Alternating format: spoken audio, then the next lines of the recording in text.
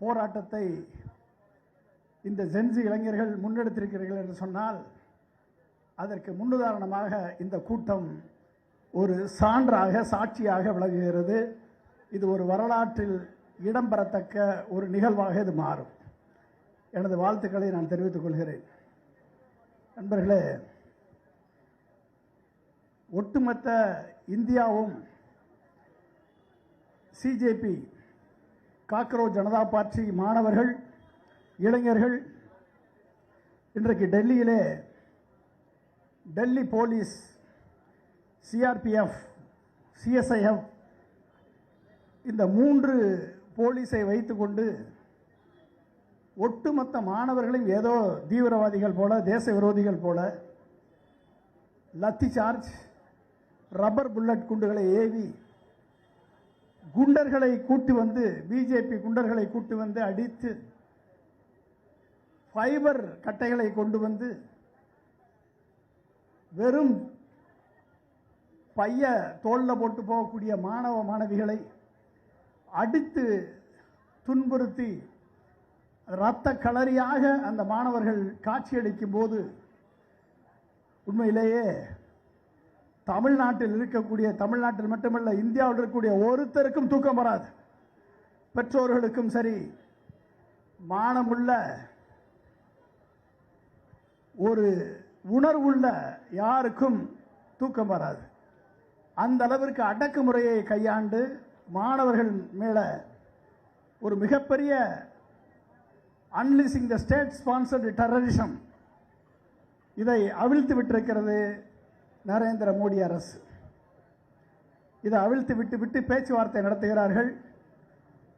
Education மினிஸ்டரை மாற்றினா education செக்ரட்டரியை மாற்றுறார். Education minister முந்தியெல்லாம் வந்து ரயில் ஒரு விபத்து ஏற்பட்டவுடன் லால் பகதூர் சாஸ்திரி ரிசைன் பண்ணிட்டு போனார். இங்கே 10 ரயில் விபத்து ஏற்பட்டாலும் அதை பற்றி ரயில்வே மினிஸ்டர் அஸ்வினி வைதவ் கண்டுக்கிறதே கிடையாது. 100க்கும் மேற்பட்டவர்கள் நீட்டுக்காக தற்கொலை பண்ணி இறந்திருக்கிறாங்க. இத்தனை மாணவர்கள் அடிபட்டிருக்கிறார்கள். இன்னமும் இந்த தர்மேந்திர பிரதான நீக்குவதற்கு மோடிக்கு மனசு இல்லை. காரணம், இது ஒரு கார்ப்பரேட் கல்ச்சர். 2014 கோச்சிங் இண்டஸ்ட்ரியுடைய டோட்டல் ரெவென்யூ இந்தியாவில் 2000 கோடி. இன்றைக்கு டிக்ளேர்டு ரெவென்யூ 30,000 கோடி வித் ஜிஎஸ்டி பே பண்ணி. அன்டிக்ளேர்டு ரெவென்யூ 20,000 கோடி. மொத்தம் 50,000 கோடி பிசினஸ். இந்த 50,000 கோடி பிசினஸ் பண்ணக்கூடிய கார்ப்பரேட் பின்னால மோடி இருப்பாரா? உங்க பின்னால மோடி இருப்பாரா? மாணவர்கள் பின்னால மோடி இருப்பாரா? அப்ப இந்த கார்ப்பரேட் நீட்டு கொண்டு வந்ததுக்கே அந்த கார்ப்பரேட் கல்ச்சர் தான் காரணம். ஃபார்ம் பில் 2020 கொண்டு வந்ததுக்கு கார்ப்பரேட் தான் காரணம். 60 லட்சம் கோடி கிராசரி மார்க்கெட். அந்த மார்க்கெட்டை கார்ப்பரேட் எம்என்சி கேப்சர் பண்றதுக்கு தான் ஃபார்ம் பில் 2020 வந்தது. ஒட்டுமொத்த எஜுகேஷன் செக்டாரையும் தனியார் மயமாக்குவதற்கு தான் இன்னைக்கு சிபிஎஸ்இ பள்ளிகள் தொடர்ந்து திறக்கப்படுகிறது. எந்த சிபிஎஸ்இ பள்ளியாவது, ஒரு சிபிஎஸ்இ பள்ளி, நீங்க எத்தனை பேருக்கு சிபிஎஸ்இ படிச்சிருப்பீங்க? ஒரு சிபிஎஸ்இ பள்ளியாவது கோச்சிங் சென்டர் கூட நாங்கள் டைப் பண்ணாம நாங்கள் இத்தனை நீட் கேண்டிடேட்டை ப்ரொடியூஸ் பண்ணியிருக்கோம்னு சொல்லக்கூடிய ஒரு சிபிஎஸ்இ பள்ளி காமிங்க. 9ஆம் வகுப்புல இருந்தே கோச்சிங் சென்டருக்கு அனுப்பிட்டாங்க. 9ஆம் வகுப்புல இருந்தே கோச்சிங் சென்டருக்கு அனுப்பி கிளாஸ் கோச்சிங் சென்டரில் நடக்குது. இவங்க போய் அட்டண்டன்ஸ் போட்டு வர்றாங்க. 50,000 கோடி மார்க்கெட் ரெவன்யூ உள்ள இண்டஸ்ட்ரியை விட்டு கொடுப்பதற்கு பிரதமர் மோடிக்கு மனசு வராது. ஒரு கல்வி அமைச்சரை மாற்றுன்னா சிஜேபி கேட்குது. அதே குறைந்தபட்ச கோரிக்கை. தமிழ்நாடு மட்டும்தான் பேன் நீட் என்று சொல்கிறது. பேன் நீட் ஏனென்று சொன்னால் தமிழ்நாடு ஒரு விழிப்புணர்ச்சி பெற்ற மாநிலம். தமிழ்நாட்டுக்கு தான் தெரியும் அதனுடைய சாதக பாதகங்கள் என்ன. ஏகே ராஜன் கமிட்டியினுடைய, justice AK Rajan committee report எப்படி நீட் சமூக நீதிக்கு எதிரானது, நீட் ஒழிக்கப்பட வேண்டும் என்பதை பற்றி தெளிவான ரிப்போர்ட் கொடுத்திருக்கார். இந்த நிலையை எடுத்த தமிழ்நாடு இன்றைக்கு ஒட்டுமொத்த அதர் ஸ்டேட்டுக்கு உதாரணமாக இருக்காங்க. நீங்க அனிதா மரணத்துக்கு இந்த பொண்ணு அருமையாக நடிச்சு காமிச்சாங்க. அனிதா மாதிரி அனிதா மரணத்தன்னைக்கு நானும் போயிருக்காங்க. நானு, திருமாவளவன், சீமான் எல்லாரும் போயிருந்தோம். விஜயும் வந்திருந்தாரு. நாங்கெல்லாம் அனிதா மரணத்தை பார்த்து தொடர்ந்து நீட்டுக்காக எதிர்த்து குரல் கொடுத்து இன்னைக்கு வரைக்கும் போராடிக்கிட்டு இருக்கோம். ஆனா விஜய் அது ஒரு பிசினஸ் ஆப்பர்ச்சுனிட்டியா பார்த்தார்.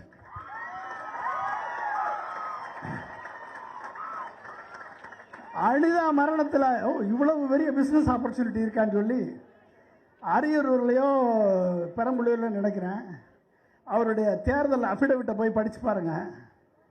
அதுல கோச்சிங் சென்டர்ல investor Vijay, okay, mister Joseph Vijay இன்வெஸ்டராக இருக்கக்கூடிய கோச்சிங் சென்டர் 50,000 கோடி பிசினஸ்ல ஒன் ஆஃப் த இன்வெஸ்டராக இருக்கக்கூடிய மிஸ்டர் ஜோசப் விஜய் அவர்கள் எப்படி நீட்டுக்காக மாணவர்கள் பின்னால நிற்பார். இந்த அடிப்படை தெரியாம ஜென்சி கிட்ட எல்லாரும் எங்களுக்கு புது ஆள் வேணும்னு சொல்லி மொத்தமா போட்டு விட்டீங்க. அப்ப அவர் மாணவர்கள் பக்கம் நிற்பாரா இல்ல கார்பரேட் பக்கம் நிற்கக்கூடிய மோடி பக்கம் நிற்பாரா? அதுதான், மோடி பக்கம் நிற்பார். டெல்லியில பேட்சை கலத்திட்டு அடிக்கிறான் போலீஸ்.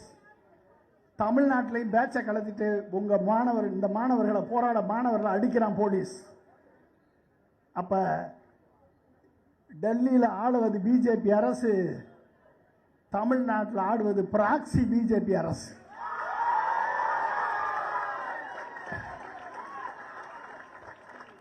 ஒட்டுமொத்த இளைஞர் கூட்டமும் இளம் பெண்களும் ஜென்சி கிட்ஸும் உங்களை நம்பி வாக்களித்தார்கள். அவர்களுக்கு முதுகில் குத்திவிட்டு இன்றைக்கு கார்பரேட் பக்கமும் பிஜேபி பக்கமும் நிற்கும் திரு ஜோசப் விஜய் அவர்களை கேட்கிறேன், நண்பரே, ஒரு போராடுவதற்கு உரிமை இல்லையா அந்த மாணவர்களுக்கு? இன்றைக்கு சிபிஐ மட்டும் இந்த இடத்தை கொடுத்திருக்காவிட்டால் இந்த குரல் எங்கு போயிருக்கும்? கம்யூனிஸ்ட் பார்ட்டி ஆஃப் இந்தியாவுக்கு அத்தனை பேர் கைதட்டி பாராட்டு சொல்லுங்க.